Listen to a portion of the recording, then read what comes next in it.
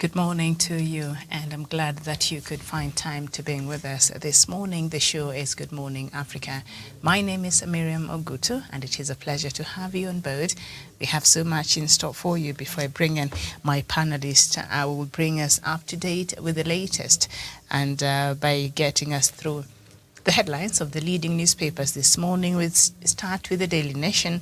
And Gangster, organ dealer, and ordinary soup by auctioneers to attach the property of a city businessman over office rent arrears, running into millions unearthed, a cache of guns and bullets, pulling back the mask on his past dealings.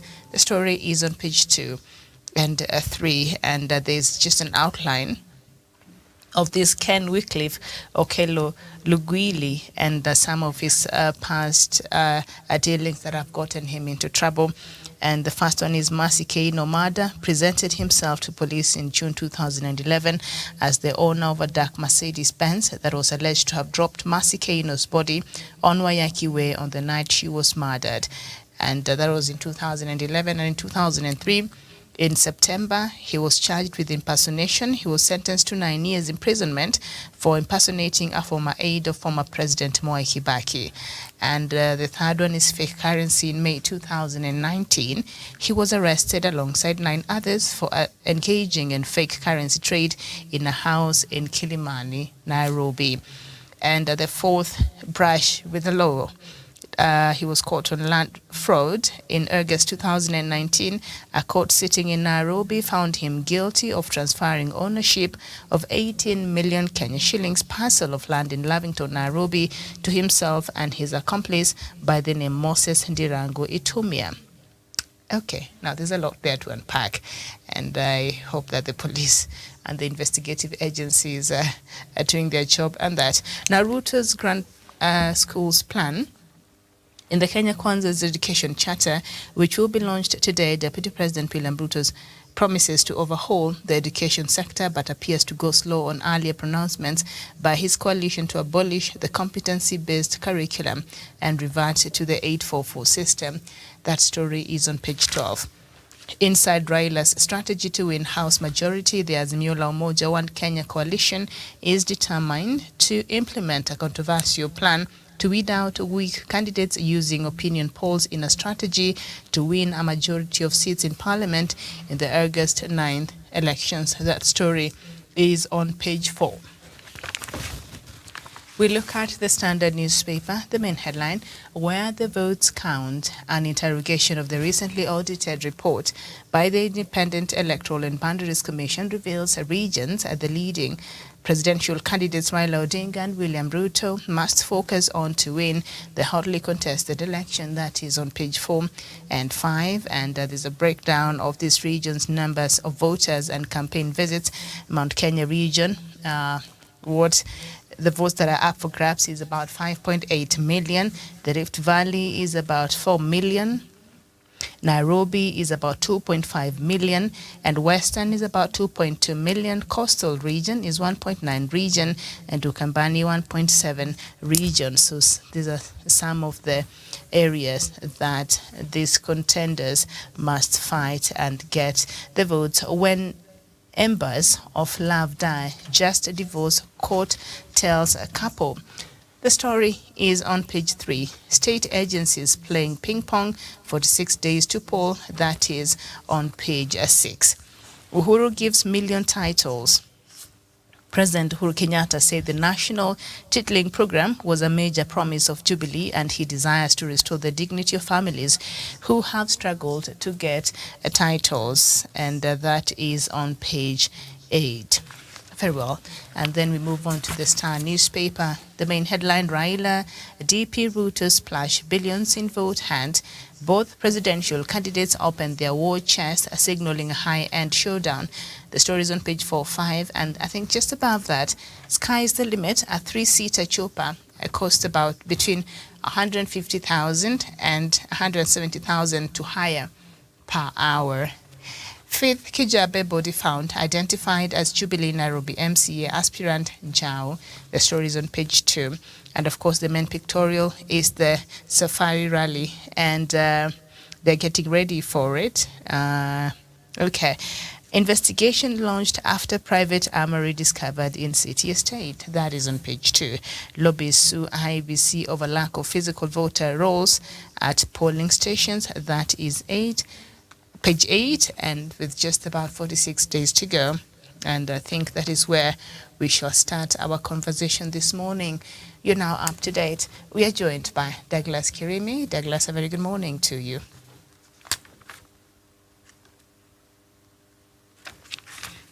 Douglas, if you can hear me, good morning.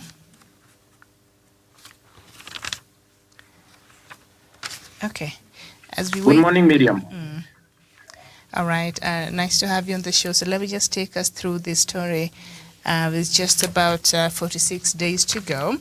And 7 lobbies have sued IEBC following its recent directive that it would strictly use an electronic register to identify voters during the August 9th election.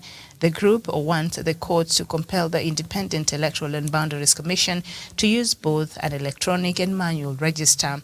They include Kenya Human Rights Commission, Katiba Institute, International Commission of Jurists Kenya, Haki Yetu, Inuka Kenya Trust, Africa Center, and Open Governance and Constitution and Reform Education Consortium. The petition, followed by IEBC's recent response to Raila Odinga that it had done away with the manual register to weed out ghost voters.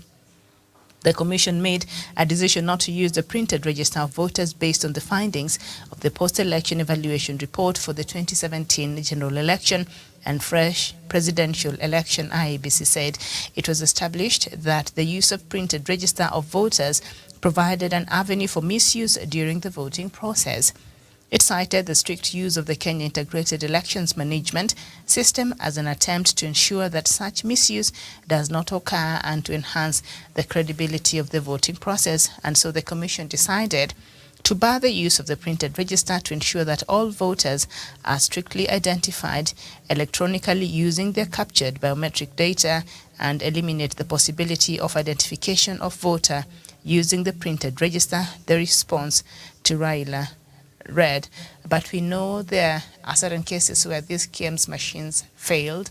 We know there are certain cases where the voters' fingers could not be recognized because of whatever reason, and many other factors, and the connection as well. The internet connection is still a struggle in some areas. And so I don't know, what are your thoughts on this? So now this consortium of the civil service, they have gone to civil services. They've gone to court to challenge the scraping away of the physical register. A very good morning to you, Miriam, and also thank you for having me on the show. I think from my perspective, and we have also spoken about it for a couple of times when it was brought to the fore, that these people, the IEBC, the Electoral Commission in Kenya, wants to replace the manual register that used to be at the polling station level with the KIEMS technology. Miriam, there are so many issues that we raised before that I also saw the Raila Odinga's lawyer released yesterday to IEBC. And I was shocked to see Mahajan, the CEO of the IEBC, respond and say that if one KIEMS kit fail, they are going to replace another KIEMS kit and remove the SD card, the memory card, and also insert it into a new KIEMS card. I do not find it very, that answer to be very satisfactory, and it is not even conclusive, because there are places where that network is not going to work, Miriam, in this country. And we have said a bad day is a bad day. And what if the half of this country, those KIEMS technology or the technology kits are not going to work? What is going to happen to millions of voters across the country when that technology fails that day?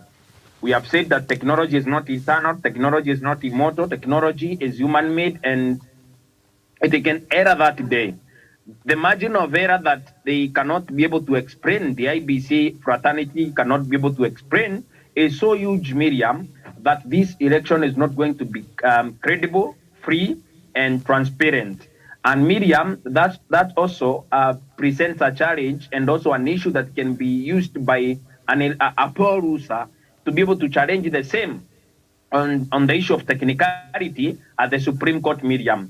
So this election is going to be very chaotic, and I also predict that anyone that loses this election, they can wait and go to court and nullify this election, because this also presents a very strong case for disqualification of this election based on a technicality. This technicality, Miriam, emanates from the IBC themselves. They have shot themselves on their feet. And also, when the IBC tells us that they can only use SCAMS technology, maybe to not, for them not to make sure that the election is not interfered with and all that. Miriam, what if someone acts into the IBC system and earns themselves some votes and all that? And at the end of the day, Miriam, we need to be assured as a country that this election is going to be free, fair, and credible. There is no credibility in this election, Miriam, and this election may be challenged in a court of law, leave alone the petitions that have been taken to court on the issue of technicality. And 2 years ago, the IBC, I stand on my ground, and my ground is on truth, that they said any other ground is sinking sand, Miriam, when they said that they are technically unprepared for this general election, Miriam. There is no point of spending billions of shillings taxpayers' money and go and get Kenyans a sham election that could have been postponed, like I had alluded earlier, for some months, and make sure that at the end of the day, we are going to make sure that the people of Kenya get even benefits of their taxes, their donor funds that have been pumped into IBC. There are people whose aspirations and dreams are going to be shattered by this election, Miriam, if it is going to be drawn out based on a technicality, like we are seeing them, Miriam, trying to present it today. And I believe the answers from the IBC or their response from IBC are not satisfactory. And I do not believe that IBC is technically prepared for this election. Maybe they want Kenyans to go to elections according to the constitutional calendar, but that constitutional calendar or the constitutionalism of this election, Miriam, cannot stand on the way of a free, credible, and a transparent election in this country, Miriam. I submit. All right. So the story is also on page 7 on the Standard newspaper. Let me just read a bit of it. According to the civil society groups, the kits can only function when connected to a reliable network, which we know is already a challenge. And according to the IEBC, about 1,200 centers, I don't know, that keeps changing.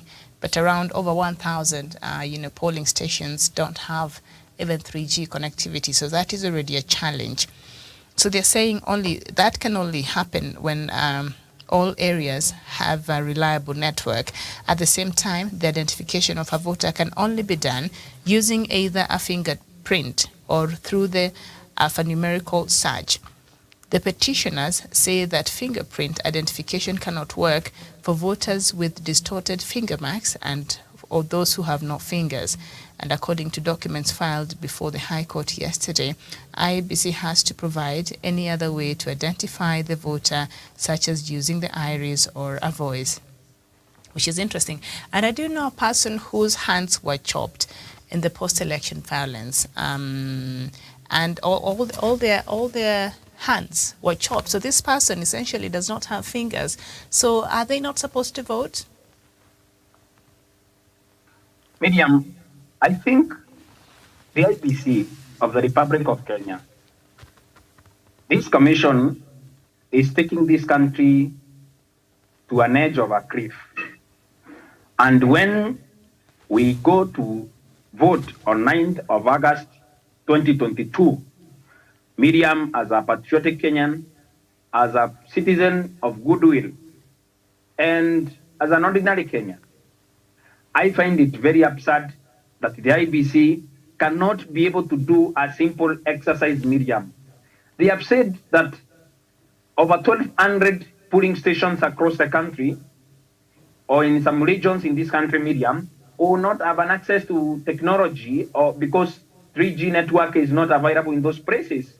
And now they want to tell us if you have disability, you cannot be able, any form of disability, you cannot be able to vote, Miriam.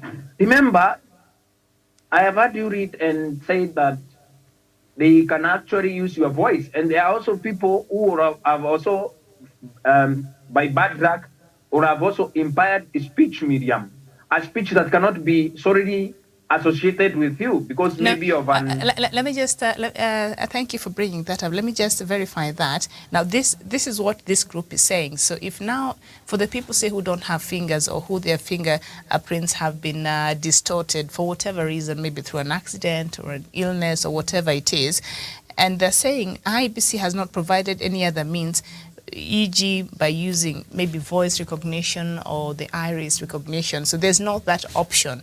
So they're only left with the fingers. So this group was proposing if, you know, do they have any other options, which is no. So IEBC don't even have the voice recognition or the face recognition or any other kind of identification. Thank you, Miriam. And I also think the petitioners have a valid point on the same.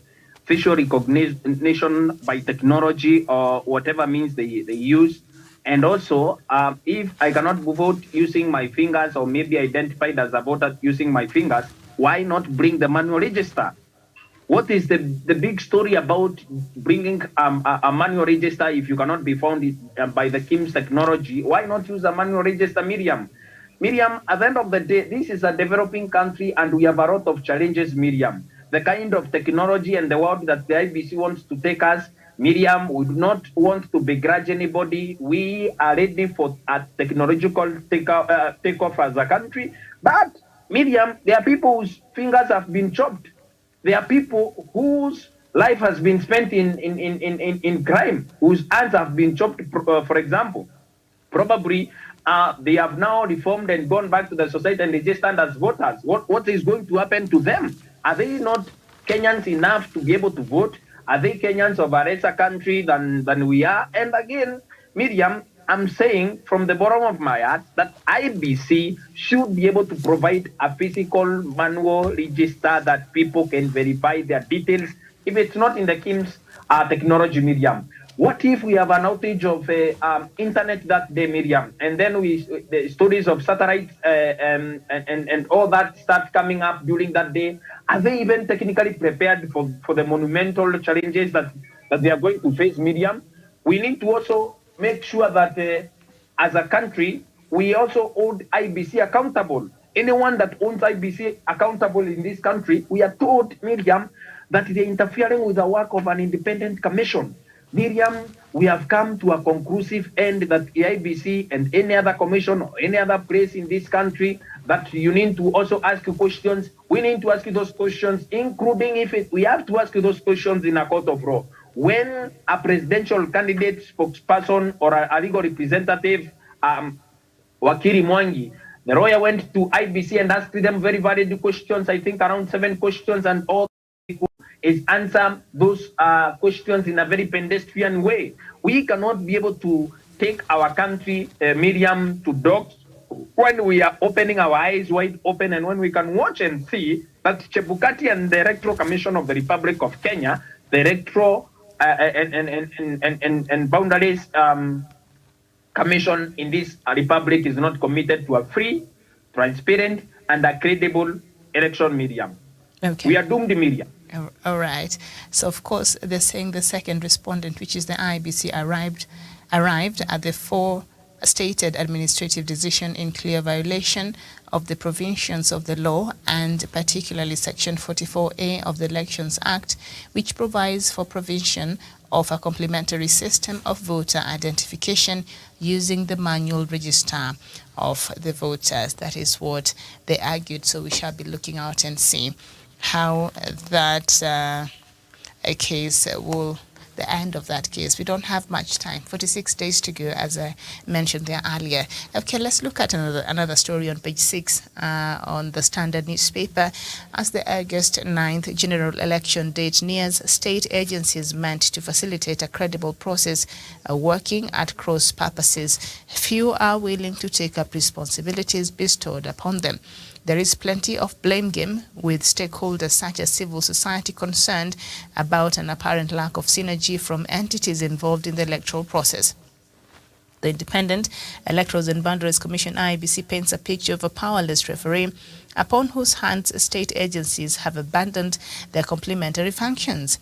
The response from the electoral agency giving blanket parole to 241 candidates who had been flagged by the Ethics and Anti-Corruption Commission 3 weeks ago has captured the ping-pong over who should implement Chapter 6 of the Constitution. IEBC rejected requests by the EACC to bar the candidates, an indication it does not want to be caught up in the integrity mud. Already, the electoral agency has cleared all the cases through its internal dispute resolution committee that sat for 10 days, and in the process, only former Governor Mike Sonko and UDA Kiambu Senator candidate Karungo Wathango were disqualified from vying. And in a 63 report by EACC reference, report on compliance with integrity requirements by aspirants seeking elective positions in the general elections on 9th of August 2022, the Commission shared information with IEBC asking them to bar the persons. In the case of presidential aspirants, Muranga Governor Mwangi wa Iria, IEBC said they could not bar him because his case was pending in court. And the story continues, and of course the story also mentions the tug of war between the Director of Public Prosecutions, Nordin Haji, a week ago asked the Director of Criminal Investigations, George Kinoti, to investigate allegations of candidates with malpractices and present the files today. Okay, now these are the two offices which have been really not been working very with synergy. It is unclear if DCI will present the list to the DPP today because of efforts to reach him were futile. IEBC it finds itself in equally tricky situations with other agencies over respective functions. Now, this is interesting. I don't know what you make of these agencies who they've been engaged in a tug of war, and at the end of it all, it is the Kenyan public that gets affected as far as service delivery is concerned. Miriam, I think that the independent bodies in this country, organizations that are charged with the mandate to be able to deliver their industry and also service to the people of Kenya, are not working together. We need to see them bring together their synergy, bring teamwork, and also make sure that they work together as a country, as organizations that can be able to bring togetherness. They can be able to bring their expertise together. For example, we've seen the war between the DCI, George Kinoti and Nordin Haji, and also we have seen the EACC. EACC prepares a report and also goes out of its way to be able to, prepare a very credible report that can be used to bar these aspirants from running for political office as per the Constitution. Then there is also the IEBC that is supposed to be able to verify those documentations and all that. The IEBC says that for me to be able to verify, for us to be able to verify that you've gone to school and all that, that is the mandate of the Commission for University Education. And then the Commission for University Education revokes your degree and also revokes whatever you are doing in school. And then after that, we have an IEBC that says that we cannot be able to do that. We are not technically charged with that mandate to be able to do that. And then we also have the IEBC, EACC, the Office of Director of Public Prosecutions, and all that, Miriam. Then when you ask the people of Kenya, then whose mandate it is, then that's where the loophole is. IEBC says that this is not my mandate. Commission for Higher Education says this is not my mandate. The DCI says this is not my mandate.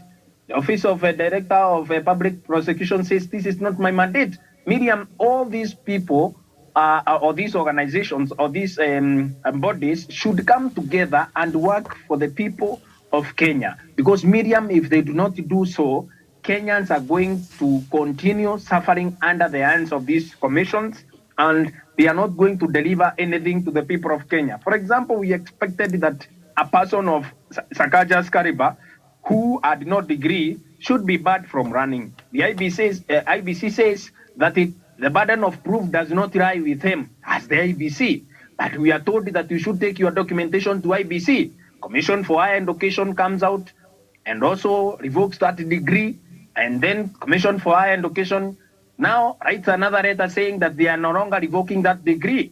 So Miriam, I think there's a lot of disconnect between these organizations that should be able to work together or bring together information that they can be able to use to be able to do whatever they have to do, and also make sure that justice is delivered to the people of Kenya and also to the people that are also accused. Because when IBC says, Miriam, that the burden of proof is not with them as a people, as the people of Kenya, as a commission, it is wrong.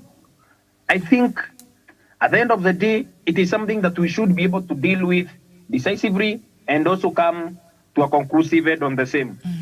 All right. And just hear this. In the recent weeks, IEBC and the Communications Authority, that is other two offices that have been banging heads lately, IEBC and the Communications Authority of Kenya have fought over whose job it is to establish the true status of the country's network coverage. While IEBC claims Communications Authority is mandated to do a physical network mapping of its polling stations, Communications Authority has retaliated, saying it is the electoral agency's job to test its equipment to determine network coverage. The exercise remains undone, despite the delays witnessed in an election transmission simulation exercise on June 9th. The deadline for testing election technology lapsed 14 days ago, and we're still unsure if we have this network coverage, because Communications Authority is saying it is IEBC's responsibility to physically test the network. And IEBC is telling Communications Authority it is its job to map out areas with no network coverage. And with that, we've not had any of this tested, and even the deadline hasn't elapsed. So even as we sit here talking about physical register and all that, we have a bigger problem in our hands. Miriam, we have a huge problem as a country. Like I have showed that government bodies or government institutions or independent institutions that are supposed to work together to make sure that, for example, this election is free, fair, and credible, are not committed to the same. Communications Authority says this is our specialty mandate. The IEBC says this is not our mandate. IEBC is not taking responsibility. The CAK is not taking responsibility for this election.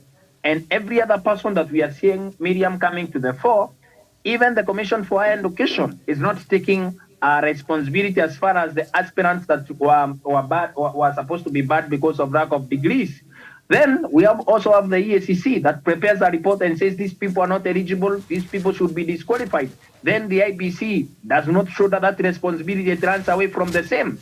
Miriam, this is the kind of chaotic issues that we find ourselves dealing with. And also, as a person, I need to also be very free when I'm expressing myself over the matter.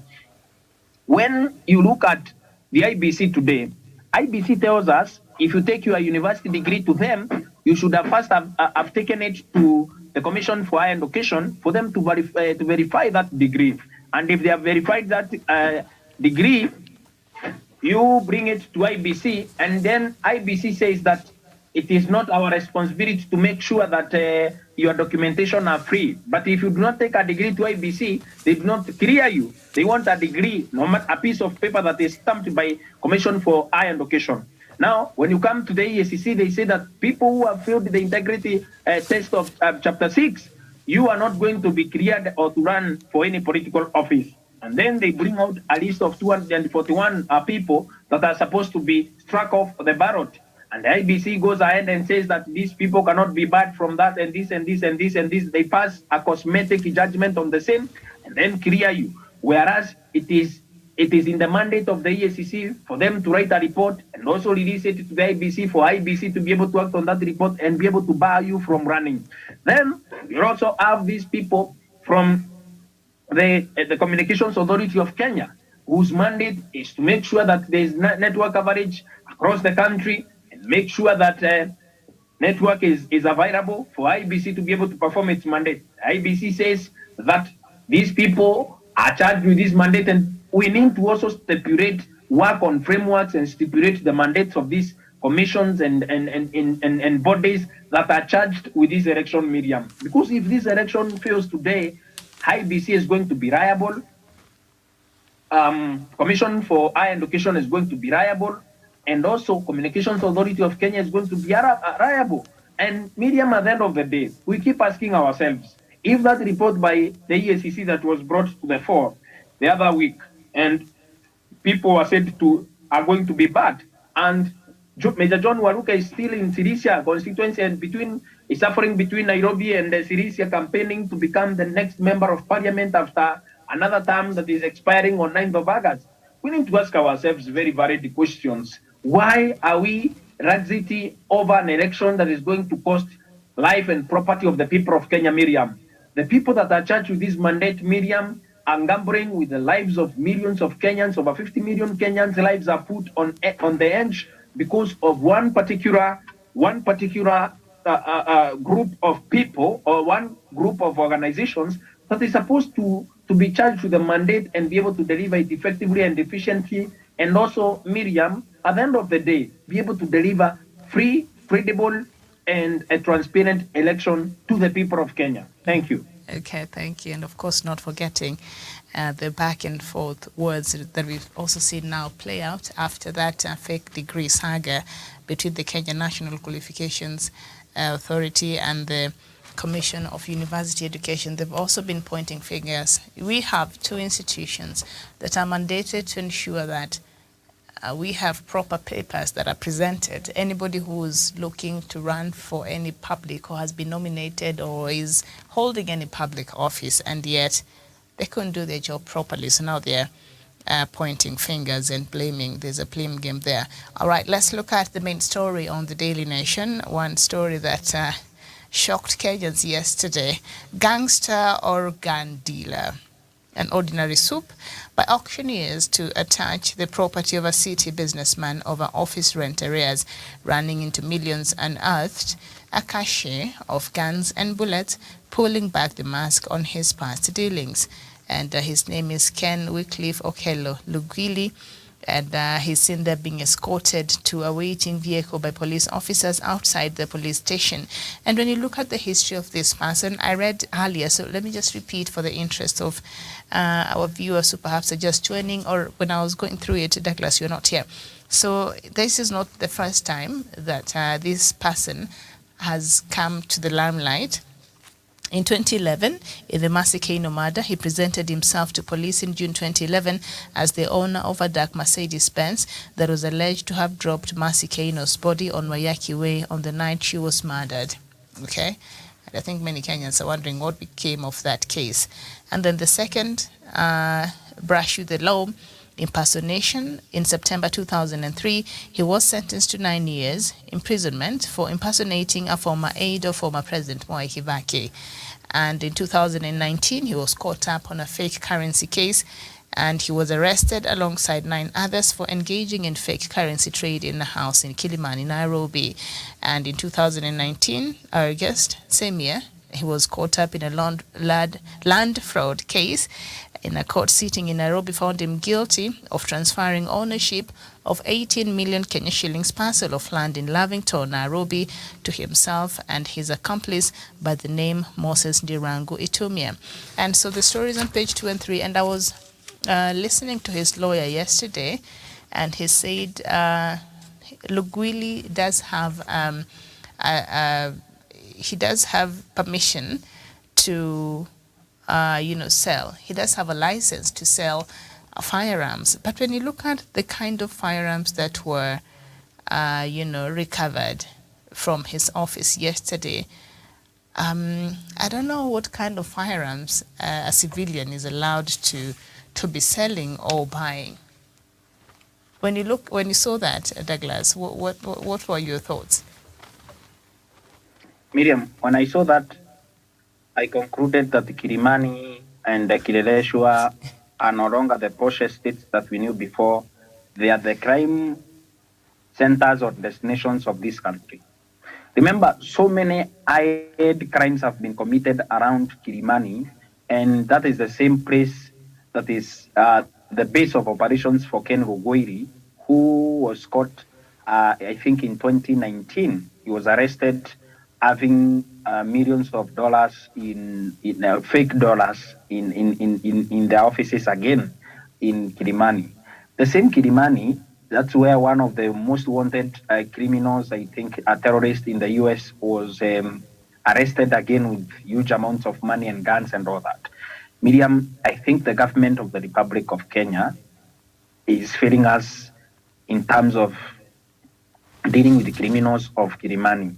These are the same people who are involved in the famous wash industry, the fake money currency business, and also the fake gold business, and all manner of kidnappings, ransom paying, and all that. We cannot turn our Nairobi's estate into crimes capitals of the world. This is very uncalled for, and I think that the police officers at Kilimani, Kileleshwa police stations, and central police stations should do something. The DCI himself should do something about the same. And these people, Miriam, when they are arrested, Ken Rugwairi, by tomorrow or next week, you'll be a free man. You'll be a free man and you'll be released on board to continue his trade the way he was released in 2019, Miriam. I have no kind words for Kilimani underworld. These are very dangerous criminals, Miriam. These are people who have also ruined the lives of so many people, and including even the young people that we've seen, the 5 people who lost their lives, Miriam. I think it is not something that we need to be able to keep hiding our faces from. We need to be able to deal with it decisively. And when young people, 20 years and all that, and young people are found with guns in the city, young people are found to be running scams and all that, they are working for Ken Rugwairis of this world. They are working for Kilimani underworld roads, who continue looking for more money and more money and more money using dubious means. And this is happening when the police are opening their eyes and they can see and do all that, when the DCI is watching and all that.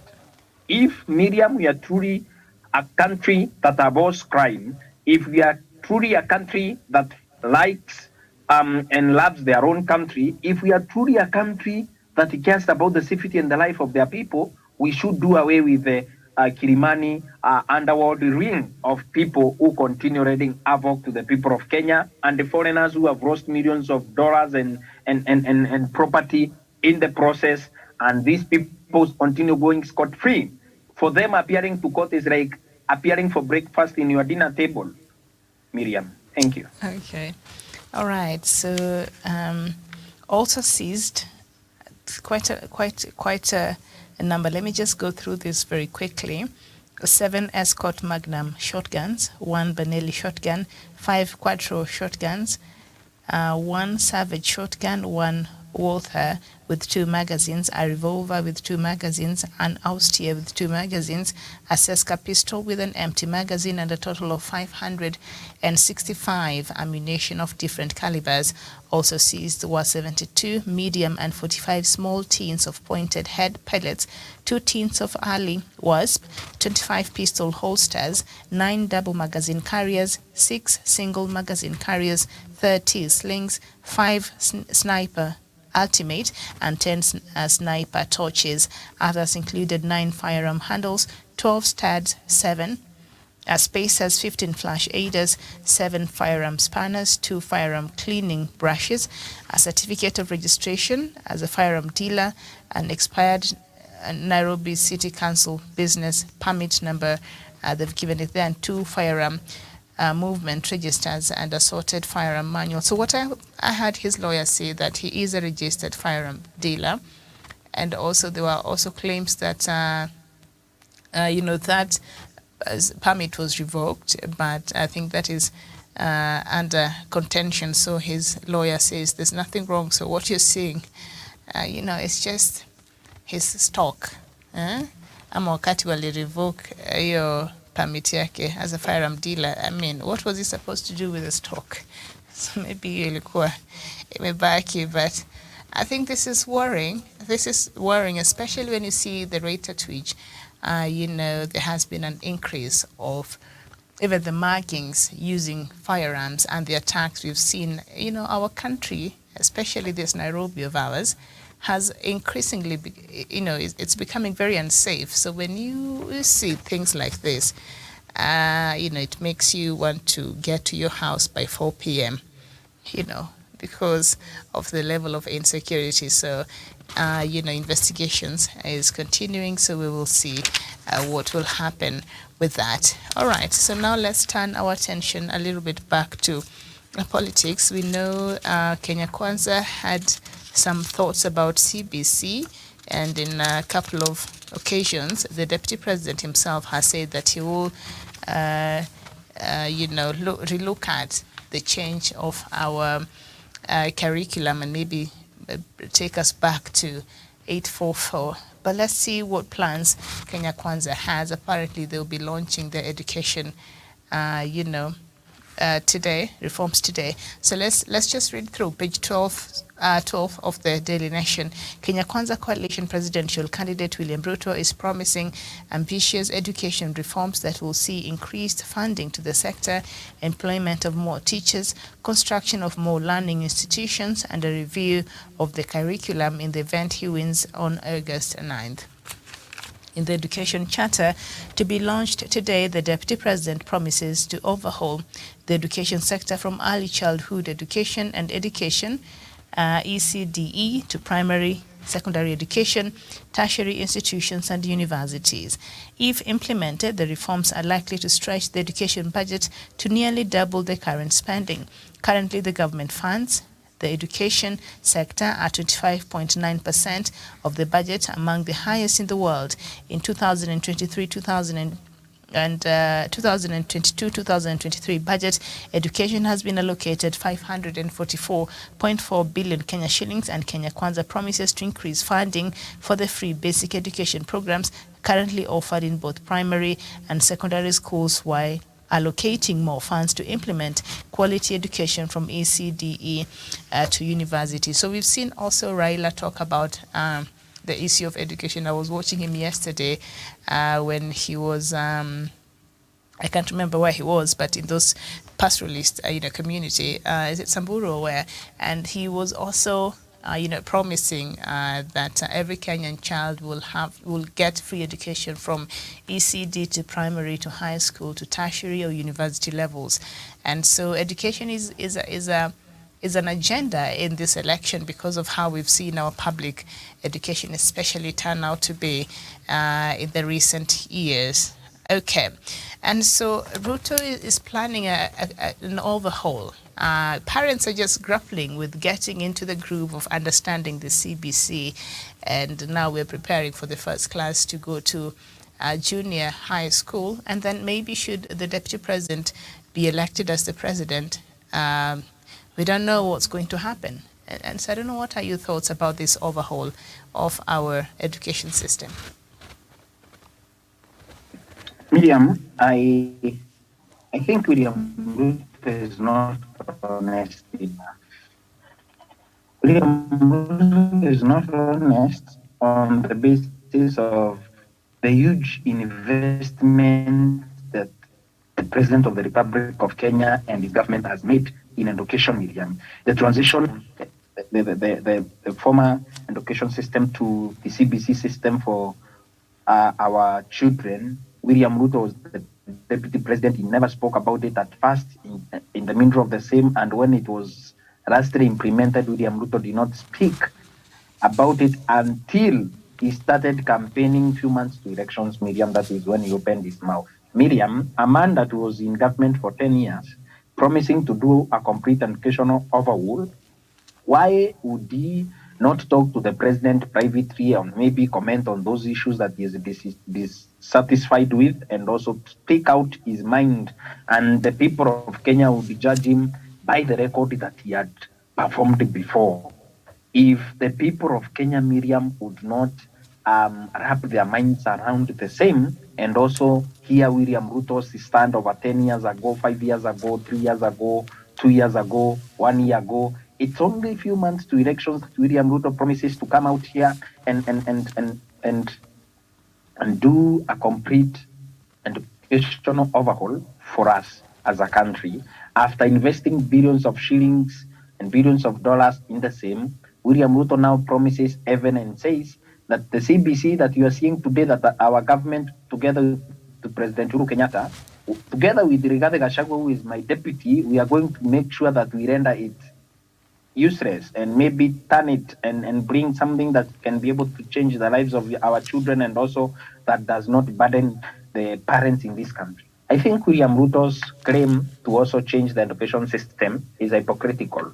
The only play I can believe is people who have never been in government of late, like the Right Honorable Raila Odinga and Mother Karua. If they say that they are going to change the education system in this country, invest, and also make sure that our children study for free, and our business is to take them to school, maybe get them uniforms and snacks as they go to study, they are going to study for free, I would believe them, because they may be having some cans on the decks. But for William Ruto, who has been a government operative, government machinery, government, the face of government on so many issues, and also a man that has always been at the center of power, cabinet meetings, deputy president, and he has always been a champion of these systems and not systems, has been a champion of the programs that the government has been spearheading for the last 10 years, Miriam. How can he turn his back on his own government that they formed together with President Uhuru Kenyatta through a joint ticket in 2013 and 2017? Miriam, I believe a time has come for us as a country. We need to also interrogate these issues. Why would politicians come and open up their mouths during elections just to win sympathy, just to win our votes, and just to win whatever they want to win and just go home? I believe a time has come for us as a country and for us as a people to be able to shun fake political promises, hybrid political lies that have been wrapped together, so that we, the people of Kenya, will take the bite and continue suffering for another 5 years, Miriam. Then they would come again and lie to us. If you tell us you're going to change the educational system, would you mind telling us what happened to the laptop project that you spearheaded in Jubilee's first 5 years? Would you mind to tell us what happened to free secondary education that was supposed to be rolled out completely, that nobody would pay any coin in secondary school, a platform that you rode to power back in 2017? William Ruto is that person, is that partner that goes out there telling people you're planning to do to do things as a couple, and then sabotages everything, and then says that when I get another partner, I'm going to deliver and make sure that I do well. I'm not the bad one, and all that. This issue of changing the educational system by William Ruto is not believable, and it cannot happen, Miriam, when you have always stood on the way of transformative change in this country, Miriam. For the last 10 years, I believe that a time has come for us as a country to embrace the truth, Miriam. On the truth alone we stand. Every other ground is sinking sand, including William Ruto's claim that he is going to change this country for better, Miriam. Yes. If William Ruto is committed to changing the lives of these children, Miriam, there are children in Eregio Marakwet who have no clean drinking water and water for their schools that was supposed to be tapped from the Eregio Marakwet Kimorel and Arol dams. But William Ruto made sure that that money built an hotel, an expensive hotel in the coast for him, and also buying political royalty from friends and also associates of President Uhuru Kenyatta. In Regio Marakwet, where he comes from, it is his backyard. There are children who are waiting for water, clean drinking water for them to be able kids in school as they study. William Ruto denied them that opportunity. Is he promising to build dams for them to get clean drinking water as they go to school, and also for their school farms and all that? William Ruto, I think, should shun away from lying to the people of Kenya on the very issues that Miriam he should have implemented for the last 10 years as the Deputy President of the Republic of Kenya, and actually as a co-president, because it was a joint ticket, and also there were 2 days that he was President, Miriam. He would have pronounced himself on those issues when he was in charge. Thank you. Okay. And when did the handshake happen? In 2018, right? So CBC was introduced first introduced in 2017 before it was rolled out in 2019, I believe. And before it was even brought to the rest of us, this is something that the government had been working on through the Ministry of Education. And so when sometimes I see the Deputy President attacking this curriculum, yet he was part, before even this handshake happened, he was part of the government that formed and presented the CBC curriculum to us for its implementation. But the Ministry of Education, I wonder really, because that happened in 2017, and before that, research and all that was being done, and then it was rolled out in 2019.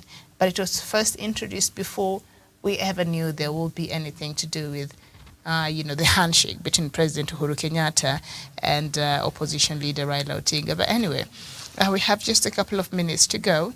Azimio la Umoja One Kenya Coalition Party is determined to implement a controversial plan to weed out weak candidates using opinion polls in a strategy to win a majority of seats in parliament in the August 9th elections. The contention scheme that seeks to retain only popular aspirants will be approved this week when the coalition's National Executive Council meets. However, the plan could run into headwinds given the fallout it's likely to trigger.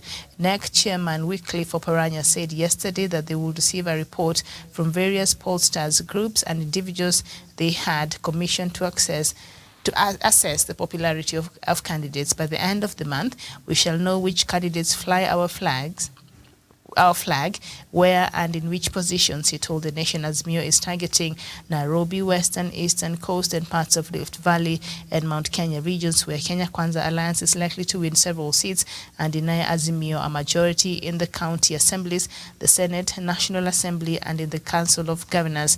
Mr. Oparanya said Azimio presidential candidate Raila Odinga needs a majority in both houses and the Council of Governors to run the government smoothly if elected. So I think the same thing that Kenya Kwanza said it will do last week, and they're trying to weed out what they considered weak candidates. I don't know. Do you see this plan backfiring? And why are they doing it right now? Thank you, Miriam. I believe that I think they are supposed to do that because I saw CS Munya is in Meru and he is asking people to step down for others who are in Azimio. And if he deems you to be weak, a weak candidate in quote, and whoever he sees that people are supporting and the people are with, he asked you to support them. And he asked one of his closest political allies and also employees at the Ministry of Agriculture, Mr. James Kibori Mutia, who was the director for the Mira Directorate, a very close friend of his, and he asked him to step down for a man known as Dan Kere Carido, a prominent Mira businessman. And it was joy for even supporters of James Mutia and Dan Kere Carido to also agree to work together to deliver the seats for Igembe Central. And I think the CS is doing it all over Meru, and he will prevail upon so many of them. And he did it during the Jubilee nominations, where he was asking people to support a particular candidate through consensus. I think it should be that way, and I think it is a card that the Azimio la Umoja has been putting in the decks, because Miriam, it would have been a sweep for UDA if it happened in the first place, or if it happened in the first round of consensus, if it were to be done that way. But this way, it consolidates a lot of support that these candidates have also built over the months and also maybe for years, because there are candidates who campaigned for 2 years, 1 year, some months. It also consolidates the base for Azimio la Umoja. And they are going to also put strong governors, strong MPs, strong members of county assembly, and also members of National Assembly and Senate. It is something that these people in Azimio la Umoja are using for their own gain. And in politics, Miriam, an end justifies the means. I think they are right to do it. Even on the last day that they are supposed to withdraw their candidates from the IEBC from publishing their names, I believe that they are going to win, and it is also bringing a lot of momentum in Azimio la Umoja. Except Miriam, when this backfires, except when these candidates do not agree and go berserk about it, and also go out there claiming that they are being coerced. But if the candidates themselves agree amongst themselves, supporters agree to also merge and also bring out to the 4-1 candidate, I believe that Azimio la Umoja is doing the right thing for themselves. We have seen William Ruto do it from Karen. William Ruto was conducting his own nominations at Karen. You go to meet William Ruto, takes tea with him, takes a few pictures, and asks you now step down for Douglas Kiremi, and then Douglas is given the ticket. And then you are told you are going to join presidential campaign team, which I really don't understand how that works. But it has been happening even on the other across the divide.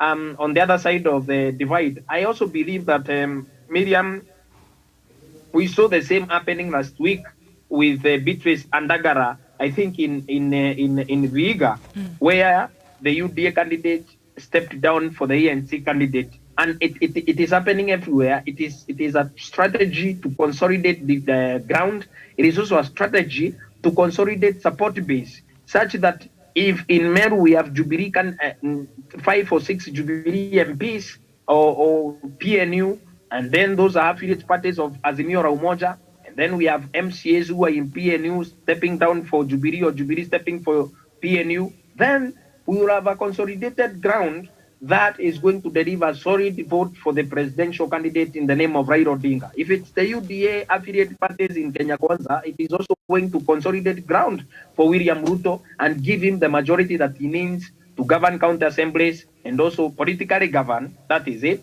and also nationally for Raila Odinga or William Ruto, whoever of them that makes it to State House, Miriam. I think it's the best way for them to be able to come together and also deliver a victory to their side. Remember, in politics, there is nothing that is static, and there is no neutrality in politics. You are either here or there.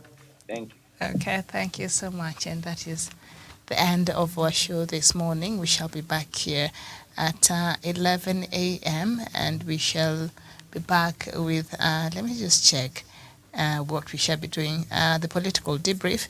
And then after that, we shall have diplomatic cliques.